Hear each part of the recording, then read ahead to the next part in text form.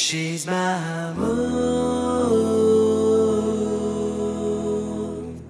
that shines in the night. Pray that she never leaves my side.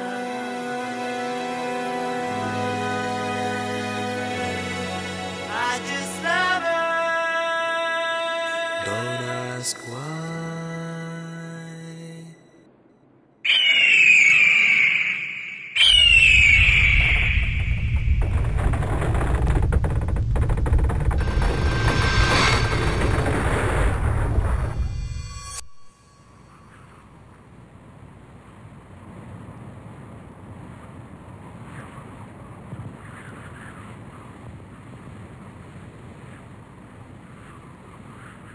ఏంటి boss join చేసుకోవడం వేరే place దొరకలేదా?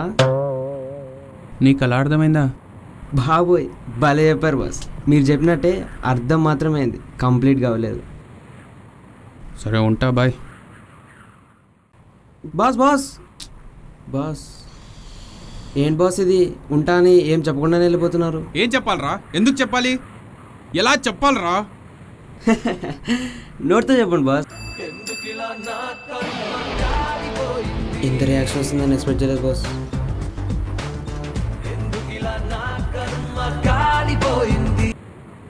ఈరోజు మీరు ఊహించని ఒక వింత సంఘటన చూస్తారు.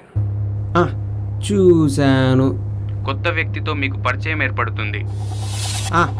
ఏర్పడింది. ఆ వ్యక్తిని మీరు ఒక కొండపైన చూస్తారు. చూశానయ్యా. కొత్తది కొత్తది కొత్తది ఏదైనా ఉంటే చెప్పండి. ఆ వ్యక్తి మనిషి కాదు. మరి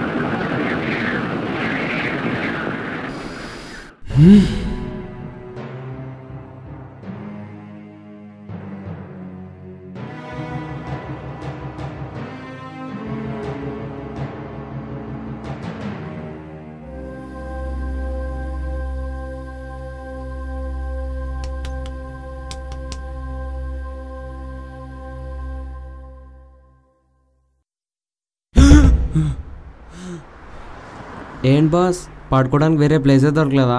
చచ్చాక కూడా నన్ను వదలవా? కమాన్ బాస్, మీరు చెప్పడం ఏంటి?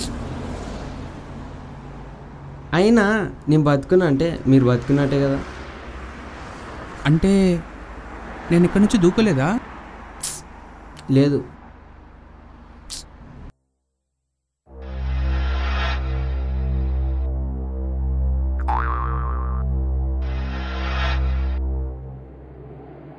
షిట్.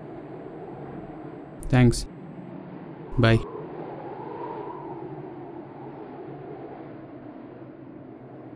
షిట్, థ్యాంక్స్, బాయా. వీడు నాకు మాత్రమే కనిపిస్తున్నాడా? అందరికీ కనిపిస్తున్నాడా? పొరపాటుగా చూస్తున్నాను, నిజంగానే చూస్తున్నాను. ఇప్పుడు నాకు ఎవడో ఒకడు సమాధానం చెప్పాలి.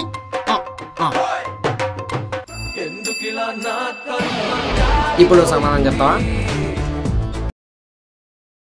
ఈరోజు మళ్ళీ మీరు ఒక ఊహించని సంఘటనను చూస్తారు. చూశాను. మీరు మళ్ళీ అదే వ్యక్తిని కలుస్తారు. కలిశాను. మీకు తెలియకుండానే మీరు ఆ వ్యక్తికి సహాయం చేస్తారు. చేశాను.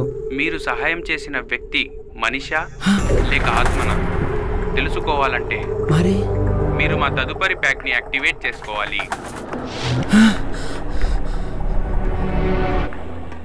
ఆకాశవాణి కర్నూలు FM కేంద్రం. శ్రోతలు అభిరుచి కార్యక్రమం వింటున్నారు. కర్నూలు ఎన్టీఆర్ అభిమానులు కోరుచున్న పాట యమదొంగ చిత్రం నుంచి ఓలమ్మి తిక్కరేగిన ఈ పాటను వినండి.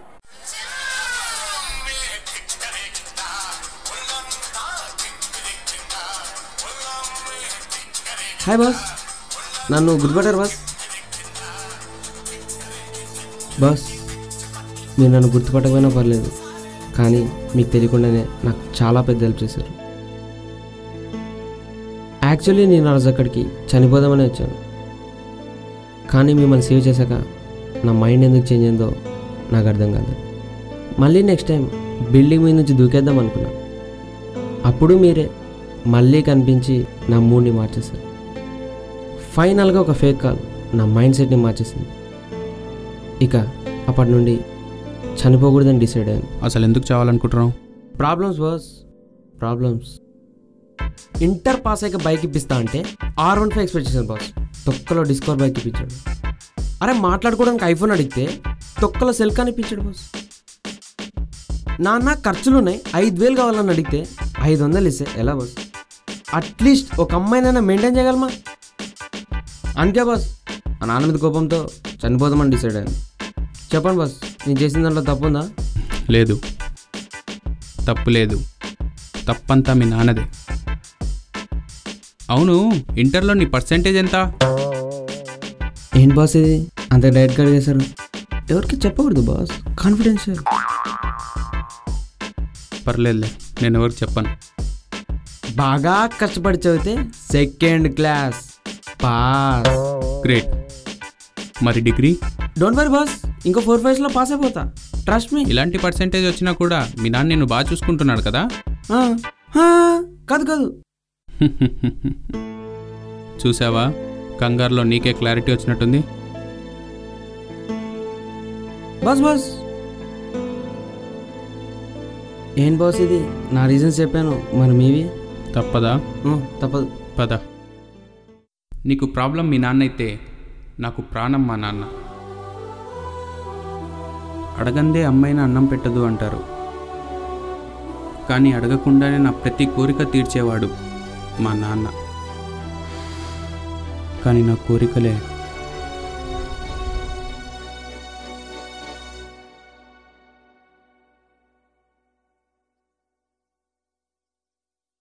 నాన్న.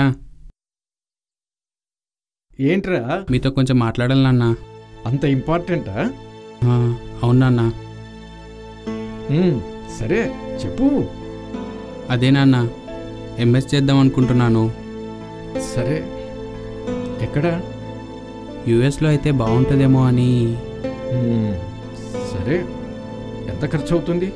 అది 10 నుంచి 12 లక్షల వరకు వస్తుంది నాన్న. అంత డబ్బా? సరే, చేసే. థ్యాంక్ యూ నాన్న, thank you so much.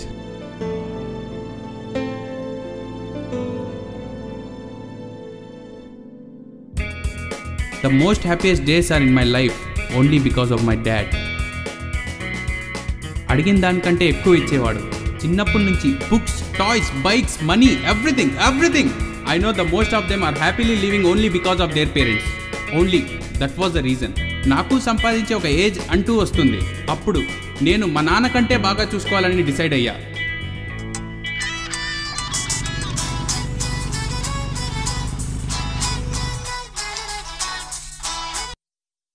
Hello sir, నేను సంజీవని హాస్పిటల్ నుంచి మాట్లాడుతున్నాను. మీ ఫాదర్ బస్ యాక్సిడెంట్లో చనిపోయారు.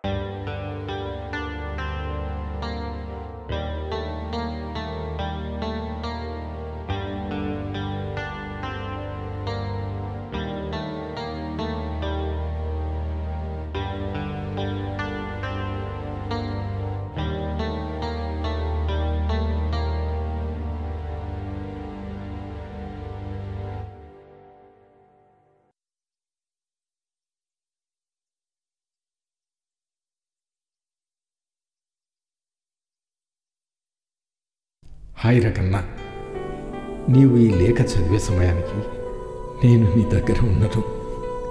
అందుకే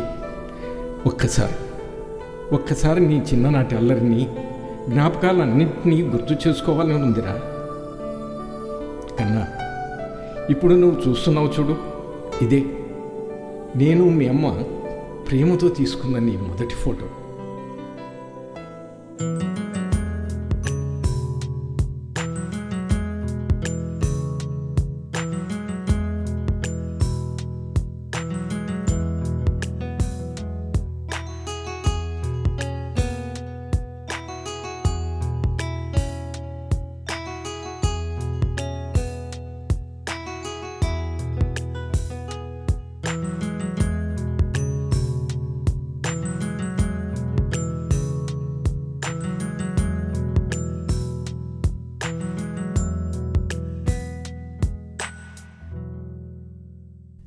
చదువు పట్ల నీ తాపత్రయానికి ముచ్చటపడి నీ కోరిక నెరవేర్చడం కోసం ఎన్నో చోట్ల ప్రయత్నించాను. కానీ ఒక్కసారిగా అంత డబ్బు ఎవరిస్తారు? ఎవరిని అడగను. అక్కడికి ఎందరినో అడిగాను, దొరకలేదు. సరిగ్గా అప్పుడే తెలిసింది డెత్ ఇన్సూరెన్స్ గురించి. కళ్ళు మనసు రెండూ మెరిసాయి. ఎందుకంటే ఒక ఫ్రెండ్ బలవంతంతో గతంలో నేను నా పేరు మీద డెత్ ఇన్సూరెన్స్ చేశాను. ప్రమాద బీమా పాలసీ తీసుకున్నానన్నమాట. ఏదన్నా యాక్సిడెంట్లో చనిపోతే ఇన్సూరెన్స్ వస్తుంది. నాకు ప్రమాదం జరిగితేనే, నేను చచ్చిపోతేనే నా కొడుకు చక్కగా చదువుకుంటాడు, ప్రయోజకుడు అవుతాడు. నువ్వు బాగుపడ్డం కన్నా నాకు కావాల్సింది ఏముందిరా కన్నా. దిగులు పడకు, బాధపడకు. అయినా నేను ఎంత దూరం వెళ్తాను? ఎక్కడికి వెళ్ళను? నీకు పెళ్ళి అయ్యాక నీ కొడుగ్గా మళ్ళీ పుట్టను. ఇట్టు ప్రేమతో మీ నాన్న నాన్న నాన్న నాన్న నాన్న నాన్న. మా నాన్నకు చావు కారణం అర్హతకు మించిన నా కోరికలే. నేనే మా నాన్నని చంపుకున్నాను. అందుకే చావాలనుకున్నాను. అప్పుడు నువ్వు అది పరిస్థితిలో ఉన్నావు. మీ నాన్న నాకు చాలా బాగా తెలుసు. మీ నాన్న మా నాన్న ఫ్రెండ్స్.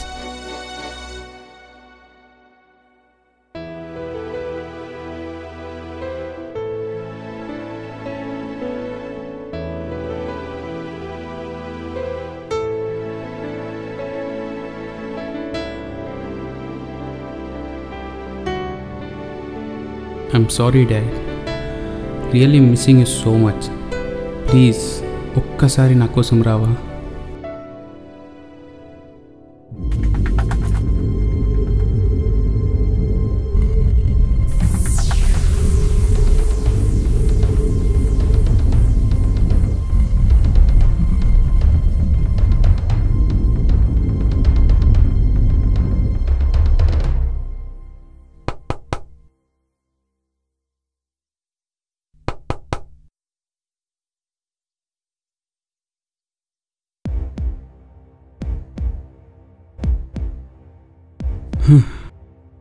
అంకుల్ మీరా? రండి అంకుల్, లోపల రండి.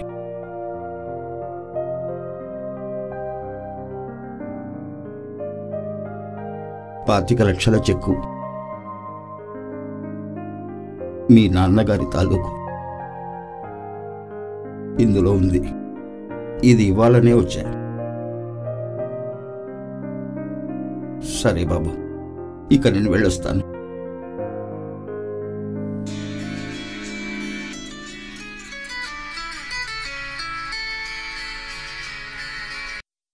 హలో.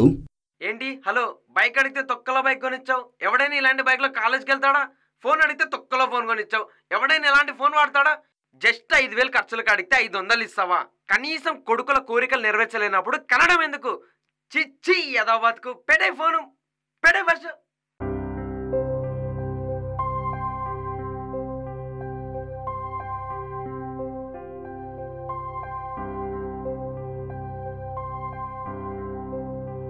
ఏమంకుల్, ఏమన్నా ప్రాబ్లమా? బైక్ కావాలన్నాడు, కొనిచ్చాను. కానీ అది వాడికి వద్దట. అదేదో R15 దాని విలువ 1,50,000 పైనే ఉంటుందట. నాకంత స్తోమత లేదురా అంటే వినడం లేదు. చస్తానంటున్నాడు. నాకొచ్చే జీతం 15,000 మాత్రమే. అన్ని ఖర్చులు పోను 3,000 మిగులుతాయి. పాకెట్ మనీకి 5,000 అడుగుతాడు. ఎక్కడి నుండి సర్దను? ఎలా సర్దను?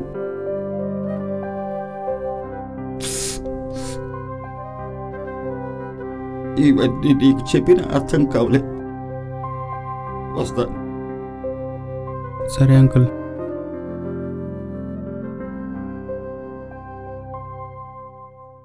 మా నాన్న నాకెప్పుడు ఒక విషయం చెప్పేవాడు. నీకు నా విలువ తెలియదురా, నేను పోయాకే తెలుస్తుందని.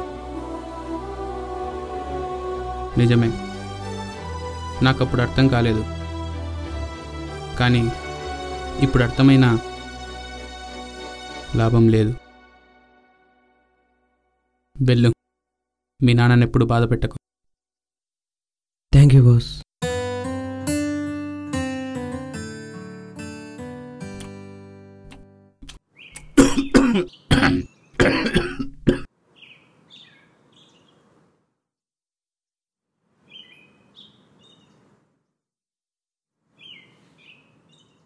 సారీ నాన్న.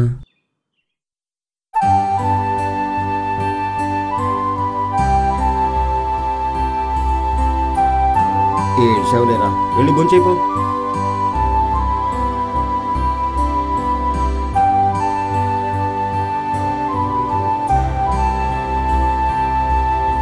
మీరు ఆనందంగా ఉన్నా మీకంటూ 10 మందిలో ఒక స్థాయి అంటూ ఉంటే దానికి కారణం మీ తల్లిదండ్రులు మాత్రమే.